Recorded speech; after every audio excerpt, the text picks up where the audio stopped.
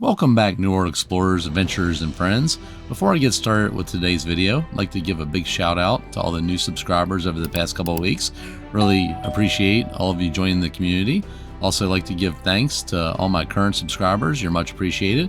And then anyone that's viewing for the first time or have come back a couple times and just haven't subscribed, if you enjoy the content or find it helpful, please consider liking and subscribing, getting the notification bell. It's much appreciated and helps the channel out immensely. Now let's get started with today's video. Okay, so this is part 4 of the gold making, gold saving / farming video series. Just depends on what you're trying to achieve here. I'll have the farming routes and then kind of how much gold you can make with each of the resources that we're going through. So this is part 4, and so far we've done rawhide, thickhide, and ironhide. So it's natural to finish up the leather section with darkhide. So I'm going to show you 5 or 6 of my favorite spots. One of the spots you can make 3,000 to 4,000 gold an hour if you're a well-geared character, just on the dark leather or the dark hide for the leather by itself, not counting the chest and other things in the area. And I won't leave it to the very end like most people do. It'll actually be in the middle. So here we go. All right, so spot number 1 is Sherzods Pride. It's where the lion is for one of the ending parts of the main story quest. So you'll find this area when you get to that. Gonna run through the cave. Of course, there's a couple monkeys in here, which you're gonna have to kill just to get through. Kind of a pain because they don't drop anything of any use. I mean, you might get a little bag or something like that, but after you kill, I think there's 2 monkeys in here. There's several lions, and you're just gonna make your way up through. You'll kill those.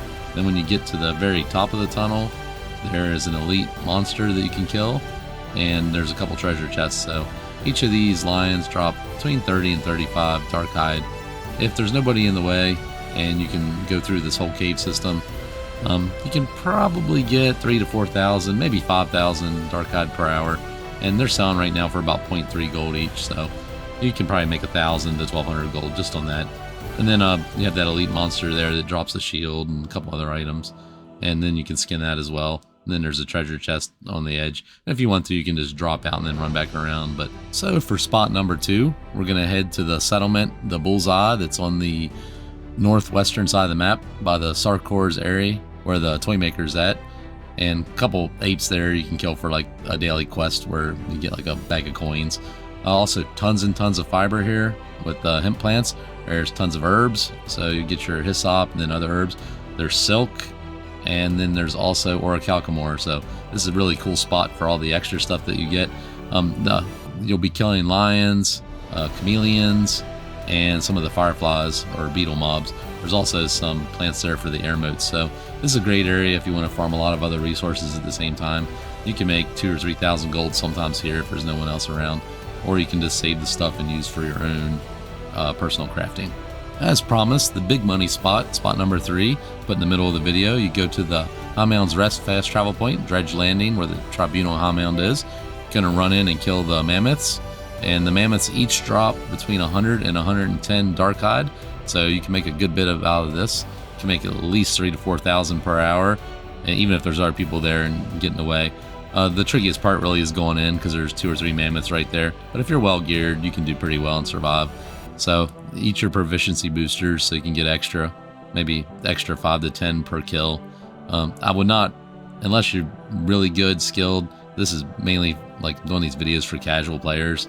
I would not wear the skinny luck gear for this, as the stuff that you get, the different hides for that aren't really worth that much. So, but like I said, you kill these mammoths and they drop around 100 or so sometimes. I think that one had 89, 97 on that one. There's some bigger ones up a little bit farther that drop over 100. And then as well, you can solo some of these elite chests in here for extra loot, legendary items that you can salvage for dark matter, and other items that you can sell on the trading post for some pretty good gold. Then there's also small chests as well, but it's pretty easy because there'll be other people in here, and even if you don't have the signets, people will be opening the chests, so you can actually solo this whole area if you want. So there we go. So continuing deeper into the same area, you're going to go through to past where you kill Vanash, and there's going to be these cats, so you're going to have the lions and the tigers in here to kill. Maybe some chameleons as well. So they seem to actually be a little tougher for some reason than mammoths, but you're going to kill these, and you're going to get, usually, I'd say it's maybe 60 to 70 hides per. Then there's some chests as well, and then there's mithril ore up on the ledges, so you can get some of that. That mithril ore, of course, varies in price greatly. But the dark hides are running about 0.25 to 0.35 gold right now on Castle of Steel. So like I said, there's some mithril up on the corners, as well as these cats and some small treasure chests. And then the other, you'll have 3, 4, 5 large elite chests in this area as well. One by Vanash and then one by the Civius, the chameleon. I didn't want to make this video too long today, so I'll end it with, there's some other spots like Reptilia, Concordia, has some drakes and some alligators. Pretty much all the coastlines you can run through and you can kill these drakes and the alligators everywhere. Sometimes they'll drop 20 or 30, sometimes they'll drop 50 depending upon level. So as always, I hope you enjoyed the content, find it useful. Please consider liking and subscribing if you did.